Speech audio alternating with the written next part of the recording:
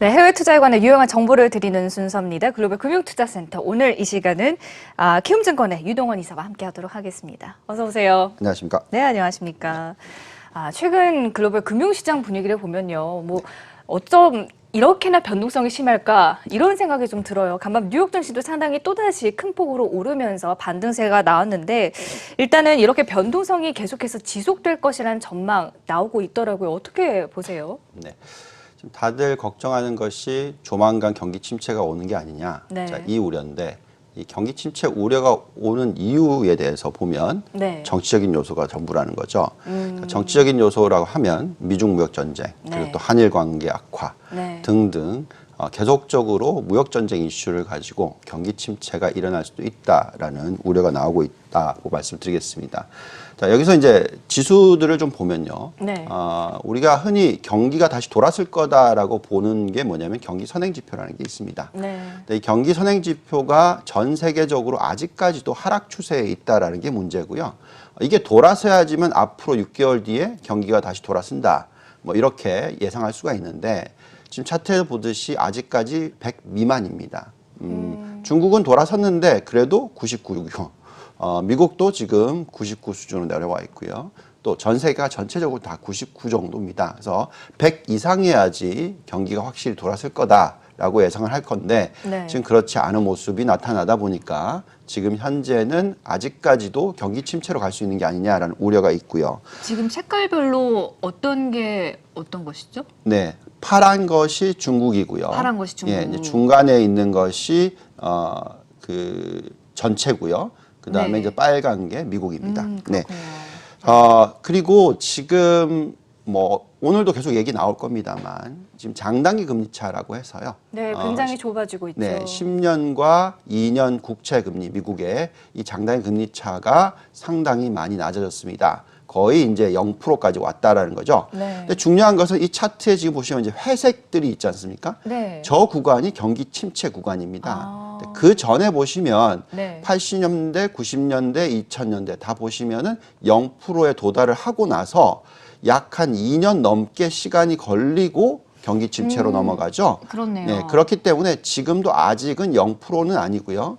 만약에 뭐 이번에 0% 도달한다면 그리고 나서 한 2년 정도 걸린다라는 것입니다. 그리고 재미있는 부분은 글로벌 증시도 마찬가지였습니다. 0% 도달 이후에 짧게는 1년 10개월, 길게는 2년 3개월 뒤에 고점이 형성이 됩니다. 그래서 아직까지는 뭐 큰 무리는 없다라고 생각을 하고 있고요. 네.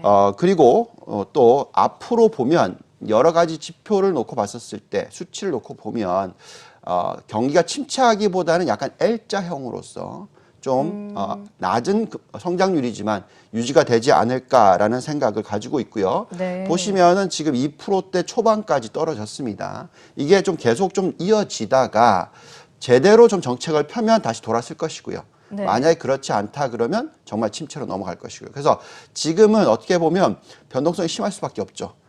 확신이 없으니까. 네. 그렇지만 거기에 있어서 유동성 부여는 충분히 있을 수 있다라는 생각을 하셔야 될 것 같습니다. 확실히 좀 불확실성이 많고 특히나 또 내년에 재선이 또 있는 만큼 미국 쪽에서는 이에 대한 이슈가 좀 많이 증시에 영향을 주는 것 같다라고 생각이 또 드는데요. 반등을 지금 하게 된다라면 말씀해 주신 것처럼 그 이유들이 또 있지 않겠습니까? 네. 결국은 경기가 침체로 가지 않고 네. 안정적인 성장을 보여줘야 됩니다. 이 부분에 있어서 네. 가장 중요한 포인트는 임금이 어떻게 되고 있느냐, 임금 네. 상승률이 일어나고 있느냐, 즉 소비가 일어나느냐 하는 부분이 되겠는데요. 자, 미국은 그래도 괜찮다고 느껴지는 이유가 지금 지난 6월 달에 임금 상승률이 전체적으로 계산했을 때 5%가 넘습니다. 네. 근데 소비가 개인 민간 소비가 전체 GDP의 70%를 차지하는 미국이기 때문에 저축률만 크게 높아지지 않는다면 이 정도 임금 상승률만 가지고도 경제 성장률 2%대 초반은 충분히 만들어낸다는 것이죠. 네. 그렇기 네. 때문에 저희가 생각할 때는 경기 침체 시나리오가 당장 1년 안에 일어난다. 그래서 지금 팔아야 된다. 자, 이 논리는 너무 빠르다라는 말씀을 드리겠습니다. 네, 그렇군요. 자, 그렇다면 지금 미국과 중국 간의 무역 분쟁 이슈가 상당히 뜨겁지 않습니까? 물론 간밤에는 미국 쪽에서 중국에 대한 추가 관세에 대해서 연기를 하겠다 이런 소식이 나오기도 했지만 중국 상황도 좀 살펴봐야 할 것 같아요. 네. 네. 자, 중국이 G2입니다, 이제. 네. 글로벌 경제의 16%나 되죠. 자, 이 경제가 만약에 침체로 가버린다. 자, 그러면 이제 우린 주식 다 팔아야 됩니다. 근데 아직까지 중국은 그럴 가능성은 굉장히 낮다라는 말씀을 드리겠고요. 그 부분이 똑같이 마찬가지로 임금 상승률입니다. 임금 상승률이 계속적으로 지금 경제가 이렇게 커졌는데도 불구하고 8%의 성장을 보이고 있다. 자, 이제 민간 소비가 전체 GDP 한 60% 됩니다. 그렇기 때문에 8%의 성장만 가지고도 한 5% 정도의 GDP 성장률을 이루어낼 수가 있다는 거고요. 여기에 가계부채 비율이 지금 겨우 54%대이기 때문에 이것을 높여가면서 경제 성장을 더 높일 수가 있습니다. 그래서 우리가 판단하기에는 중국도 6%대 경제 성장률을 앞으로 몇 년간은 유지할 수 있다라고 생각하고요. 네. 그렇기 때문에 경기 침체에 대한 우려는 너무 많이 하지 않는 것이 좋겠다라는 말씀드리겠습니다. 그러니까 일단은 중국 임금 상승률이 이렇게 받쳐주고 있기 때문에 중국 경제 성장률은 그래도 괜찮을 것이다. 이렇게 지금 해석을 하면 되는 거죠. 네, 그렇습니다. 그렇다면 이제 예대율 지표도 좀 살펴봐야 할 것 같아요. 중국의 경기 침체 여부를 알 수 있다고 제가 들었는데 이 부분은 좀 어떻게 보시나요? 네. 자, 이게 재밌는 부분입니다. 왜냐하면 아까 보여드렸듯이 장단기 금리 차죠. 네. 이 장단기 금리 차가 역전이 되면 경기 침체로 간다. 이 우려가 당연히 있을 수 있습니다. 이제 근데 여기서 하나의 더 변수가 뭐냐면 이 예대율입니다.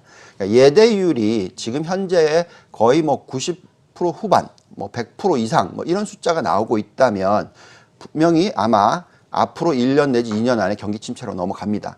장단기 금리 차가 그만큼 역전이 되면. 네. 근데 그렇지 않고 만약에 예대율이 70%대라 하면 앞으로 이 예대율을 높여가면서 경제 성장률을 받쳐줄 수가 있다는 거죠.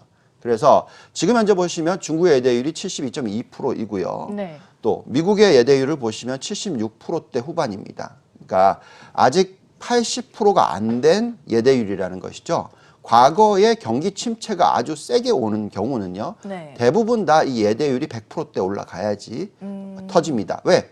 더 이상 대출해 줄 게 없으니까 또 금융위기가 터져서 어느 한 은행이 망하게 되면 네. 당연히 대출을 회수하게 되니까요. 그렇죠. 그래서 경기 침체로 넘어가는데 아직까지 이 정도의 여유가 있을 때 경기 침체로 넘어간 적은 제가 26년 시장을 들여다보는데 그런 적은 없는 것 같습니다. 그렇군요. 그렇다면은 이런 통계적인 자료만을 봤을 때는 일단은 이 경기 침체 우려, 뭐 리세션에 대한 우려는 살짝 내려놓을 수 있지 않을까라는 생각도 조금 들기는 하는데요. 변동성 장세는 그래도 당분간 지속될 것이다 말씀을 주셨고 최근에 이 안전자산 선호 심리도 상당히 높아지지 않았습니까? 이러면서 뭐 금 가격도 상당히 올랐고요. 네, 그렇습니다. 네. 자, 지금 중요한 부분은 경기 침체로 또 넘어가지 않는다는 전제 조건은 그 예대율을 올려주고요. 네. 또 금리를 낮춰서 유동성을 푼다는 게 전제 조건입니다. 그래서 지금 최근에 장기 금리가 크게 빠지면서 이 장단기 금리차가 역전이 되는 현상까지도 오는 것이죠. 그래서 지금 얘기하는 것은 그만큼 본원 통화가 크게 늘어날 거다. 유동성을 풀 거다라는 네. 예상이 나오면서 뭐 일부에서는 금값이 5,000달러 갈 거다. 뭐 비트코인 가격이 전 고점이었던 19,000달러를 뚫을 거다. 뭐 이런 얘기가 막 나옵니다. 자, 그 이유는 뭐냐면 앞으로 3년 내지 5년 안에 네. 본원 통화가 지금 규모에서 2배로 늘어날 거다. 라는 전제 조건이 들어갑니다. 만약 이렇게 되면 엄청난 거품이 일어날 수가 있다라는 것이죠. 그렇겠죠. 그래서 여러 가지 자산군이 있는데 뭐 여기저기에서 갑자기 튀어오르는 현상이 일어날 수가 있습니다. 그래서 지금 현 시점에서 금 가격을 보시면 네. 많이 올랐죠. 그쵸. 그렇지만 1,500달러까지. 그렇지만 계속해서 이 통화 가치가 떨어질 거다라는 걱정을 한다면 미국도 돈을 풀고 중국, 일본, 영국, 유럽 다 풀게 되면 이때는 금 가격이 더 올라갈 수밖에 없을 거다라는 생각이 듭니다. 네. 전반적으로 글로벌 통화 정책 자체가 완화적인 기조를 보이고 있기 때문에 이러한 부분도 저희가 짚어봤는데요. 덩달아 지금 오르고 있는 투자 자산들이 또 있지 않습니까? 실제로 은 같은 경우는 안전자산이 아니기 때문에 의견이 분분하기도 하는데 이 은 가격에 대해서는 좀 어떻게 보십니까? 네. 자, 지금 뭐 은 가격을 부추기는 건 당연히 아까 말씀드렸듯이 본원 통화가 앞으로 100% 늘어날 거다라는 네. 전제 조건입니다. 그만큼 만약에 통화량이 늘어난다면 당연히 은도 올라갈 수 있고요. 네. 근데 문제는 경기 침체에 대한 우려가 있기 때문에 모든 원자재 가격이 다 급등하기는 어렵습니다. 그래서 은은 희소 가치가 좀 적기 때문에 덜 올라갈 수도 있습니다. 근데 그렇지만 그렇다고 해서 안 올라가느냐 그게 아니고요. 지난 몇 달간 벌써 20% 상승을 했습니다. 그리고 과거에도 2011년에 유럽 재정 위기가 터질 때 시점까지 보면 은 가격이 $50를 뚫고 올라가기도 했었습니다. 그래서 과거에 올라갔던 역사가 있기 때문에 여기서 멈추지는 않을 것 같고요. 네. 단기적으로 과거 2016년 고점이라든지 그 전 고점이라든지 봤었을 때 $20까지는 돌파하지 않을까라는 생각은 가질 수 있을 것 같습니다. 네, 그렇군요. 이런 지금 안전자산의 선호 심리가 또 커지면서 최근에 이제 뭐 비트코인 같은 경우도 또 이런 양상이 약간 금값과 조금 동조화되는 양상이 지금 나오지 않습니까? 네. 이런 부분은 어떻게 보십니까? 네. 비트코인은 상승할 수밖에 없었다라고 말씀을 드립니다. 과거에 몇 년 전에 비트코인 가격이 한 3, 4천 달러일 때 적어도 $10,000 이상 올라갈 거다라는 예상을 해드린 적도 있었는데요. 그 이유는 과거에는 이제 금이나 은 같은 경우가 대체 통화, 네. 그러니까 통화 가치가 크게 떨어지면 사람들이 계속 찾게 되는 그런 자산군이었는데 이제는 4차 산업혁명이 2014년 이후에 굉장히 빠르게 일어나고 있습니다. 네. 그렇다 보니까 가상화폐의 중요성이 굉장히 높아지게 되죠. 4차 산업혁명이 빠르면 빠를수록 이 비트코인에 대한 수요가 늘어날 수 있습니다. 그래서 과거에 $19,000를 뚫었었고 그리고 많이 급락을 했다가 다시 또 올라가서 지금 $11,000, $12,000 뭐 이 수준에서 거래가 되고 있습니다. 근데 4차 산업혁명은 그냥 멈추는 게 아닙니다. 멈출 수가 없습니다. 이것은 굉장히 점점 더 빨라질 수밖에 없고요. 네. 그렇기 때문에 트럼프 대통령이 관세 안 올리겠다 이런 얘기 나오는 겁니다. 그래서 무슨 얘기냐? 4차 산업혁명에서 꼭 이겨야 됩니다. 지금 누가 패권을 가지냐에 있어서 4차 산업혁명이 제일 중요하기 때문에 그래서 이게 비트코인하고도 연결이 돼 있어요. 네. 그렇기 때문에 당연히 다른 가상화폐 화폐의 대체처로서 가상화폐가 중요해지는 것입니다. 근데 여기서 한 가지 좀 걱정해야 되는 부분은 있습니다. 네. 뭐냐면 비트코인이라는 것은 가상화폐이기 때문에 이 규모가 늘어나면 늘어날수록 이 본원 통화의 네. 가치가 없어지는 거죠. 그렇죠. 그렇기 때문에 중앙은행이 이것을 굉장히 싫어할 수밖에 없습니다. 그래서 중앙은행의 입장에서는 규제를 해야 된다는 거죠. 계속 그런 얘기가 나오고 있고요. 그렇죠. 그래서 네. 물론 본질상으로 놓고 보면 가상화폐 가격은 계속 올라가야 되겠지만 중앙은행이 국가 간의 국경이 있기 때문에 네. 그런 것을 봤을 때는 규제가 계속 올라올 것이기 때문에 어느 정도 잘 보시면서 중앙은행들의 정책이 어떻게 가는지를 판단하시면서 비트코인 투자를 하시는 것이 중요할 것 같습니다. 네. 글로벌 경기 침체에 대한 우려가 계속 이야기가 나오는 가운데 최근에 글로벌 증시 변동성 장세에 좀 어떤 투자 전략을 갖고 대응을 해봐야 할지 오늘은 이 부분에 대해서 함께 이야기를 나눠봤습니다. 지금까지 키움증권의 유동원 이사와 함께했습니다. 도움 말씀 고맙습니다. 감사합니다.